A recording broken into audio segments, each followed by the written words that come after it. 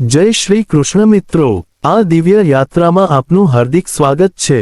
હે કૃષ્ણ, આજે જે કોઈ આ વાણી સાંભળી રહ્યો છે તેના જીવનમાં તમારી કૃપા સદાય બની રહે, તેમના તમામ દુઃખો, કષ્ટો અને ચિંતાઓ દૂર થાય।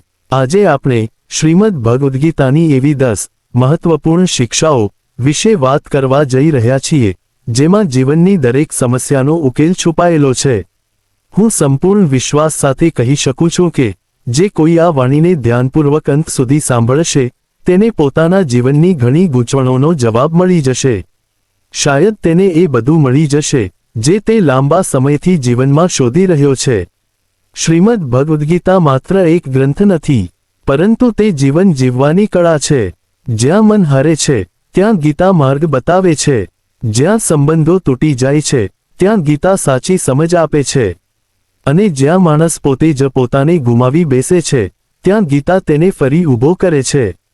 શ્રીમદ ભગવદ્ ગીતાની પહેલી શિક્ષા, ક્યારેય કોઈને પણ પોતાનો સાચો સાથી માનીને સંપૂર્ણ રીતે નિર્ભર ન થશો। કલિયુગના લોકો હવે ખૂબ જ બદલાઈ ગયા છે। અહીં મોટાભાગના લોકો અપનાપણું દેખાડે છે પરંતુ અંદરથી માત્ર સ્વાર્થ જ રાખે છે। તમે ધ્યાન આપજો, જ્યાં જ્યાં તમે સારું કરશો ત્યાંથી તમને સૌથી વધારે ચોટ મળશે। આ દુનિયામાં બહુ ઓછા લોકો એવા છે જે ખરેખર તમારી ભલાઈ માટે વિચારે। મોટાભાગના લોકો તો માત્ર એટલું જ જુએ છે કે તેમને તમારાથી શું ફાયદો થઈ શકે છે। જે દિવસે કોઈને તમારાથી ફાયદો થતો બંધ થઈ જાય એ દિવસે એ વ્યક્તિ તમારું નામ પણ પૂછશે નહીં। વાત કરવી તો દૂરની વાત છે, એટલે જ કહેવામાં આવ્યું છે કે લોકોને પોતાનું માનીને અતિશય લાગણી જોડશો નહીં, કારણ કે જ્યારે તમે અપનાપણું જોડો છો ત્યારે લોકો તમને ઉપયોગની વસ્તુ સમજી લે છે। ધીમે ધીમે જેમ જેમ તમે દુનિયાને સમજતા જશો તેમ તેમ તમને એકલાપણું પસંદ આવવા લાગશે।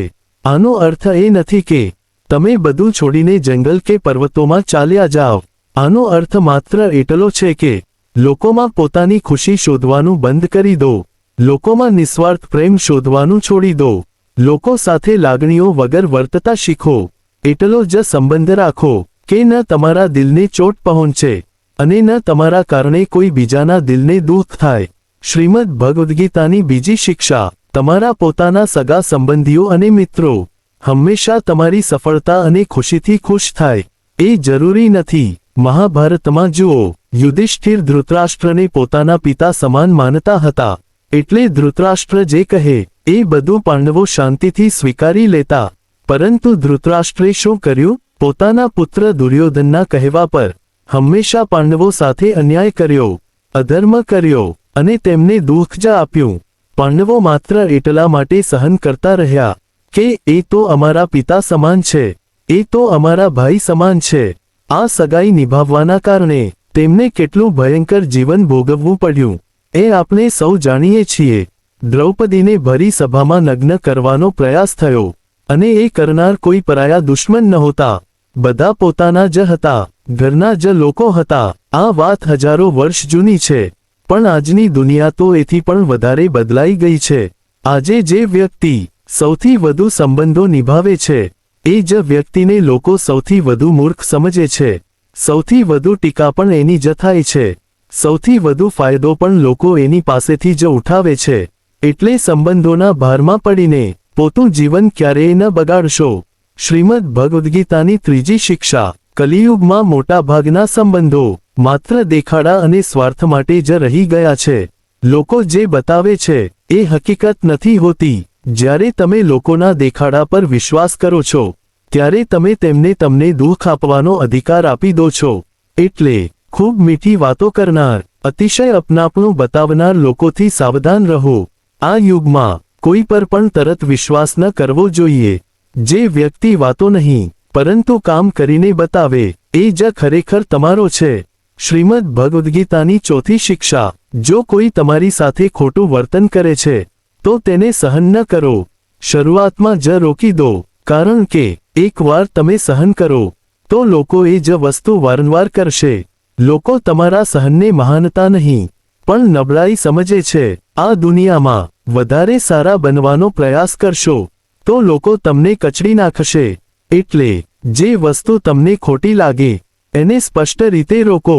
શ્રીમદ ભગવદ્ ગીતાની 5મી શિક્ષા. જે વ્યક્તિએ તમને એકવાર પણ ધોખો આપ્યો હોય, દુઃખ પહોંચાડ્યું હોય, એને બીજી તક ક્યારેય ન આપશો. માફ કરવું સારી વાત છે, પણ માફ કરીને ફરી વિશ્વાસ કરવો એ મૂર્ખાઈ છે. માફ કરો, પણ જીવનમાંથી દૂર કરી દો. શ્રીમદ ભગવદ્ ગીતાની 6ઠ્ઠી શિક્ષા. આ યુગમાં કોઈને પણ સંપૂર્ણ પોતાનું માનવાનું બંધ કરો. મનને લોકોથી ન ભરો, કારણ કે કોઈ પણ હંમેશા તમારી સાથે નથી રહેતું. જેઓને તમે એક સમય પર તમારી દુનિયા માનતા હતા, શાયદ આજે એ તમારા જીવનમાં પણ નથી. અર્જુન પણ આ જ મોહમાં ફસાયો હતો, અને ત્યારે શ્રીકૃષ્ણે તેને ગીતા આપી. જે લોકો તમારું દુઃખ બન્યા, એ જ લોકોને તમે પોતાનું કહી રહ્યા છો. એ જ મોહ તમને દુઃખ આપે છે. શ્રીમદ ભગવદ્ ગીતાની 7મી શિક્ષા. જો તમે જીવનમાં કંઈ મેળવવા માંગો છો, તો તેના માટે લડવું પડશે. પ્રયાસ કર્યા વગર અફસોસ કરવાનો કોઈ અધિકાર નથી. ન લોકોને દોષ આપો, ન પરિસ્થિતિને. તમારી જવાબદારી તમે જ છો. શ્રીમદ ભગવદ્ ગીતાની 8મી શિક્ષા. ક્યારેય એવું ન માનો કે તમે દુનિયાને સંપૂર્ણ રીતે સમજી ગયા છો. દરેક માણસના અનેક સ્તરો હોય છે. કોઈ પણ ક્યારે શું કરી બેસે એ કોઈ કહી શકે નહીં. આ સત્ય સ્વીકારી લો, તો કોઈનું વર્તન તમને દુઃખ આપી શકશે નહીં. શ્રીમદ ભગવદ્ ગીતાની 9મી શિક્ષા. તમને સ્પષ્ટ ખબર હોવી જોઈએ કે તમે જીવનમાં શું માંગો છો. ભેડચાલમાં જીવેલું જીવન જીવન નથી હોતું. દરેક વ્યક્તિનું લક્ષ્ય અલગ હોય છે. તમારે પણ પોતાનું લક્ષ્ય શોધવું પડશે. શ્રીમદ ભગવદ્ ગીતાની 10મી શિક્ષા. હું અને મારું. આ બે શબ્દો દુઃખનું મૂળ છે. કરતાપણો છોડો. અહંકાર અને મમતા છોડતા જ દુઃખ આપમેળે છૂટી જાય છે. જ્યાં હું ખતમ થાય છે, ત્યાં સાચો આનંદ શરૂ થાય છે. મિત્રો, આ મહત્વપૂર્ણ વાતોથી તમને કંઈ શીખવા સમજવા મળ્યું હોય તો જ, અને આવા જ નવા વિડીયો જોવા માટે અમારી ચેનલને સબસ્ક્રાઇબ કરો, લાઇક કરો અને કમેન્ટમાં જય શ્રી કૃષ્ણ જરૂર લખો.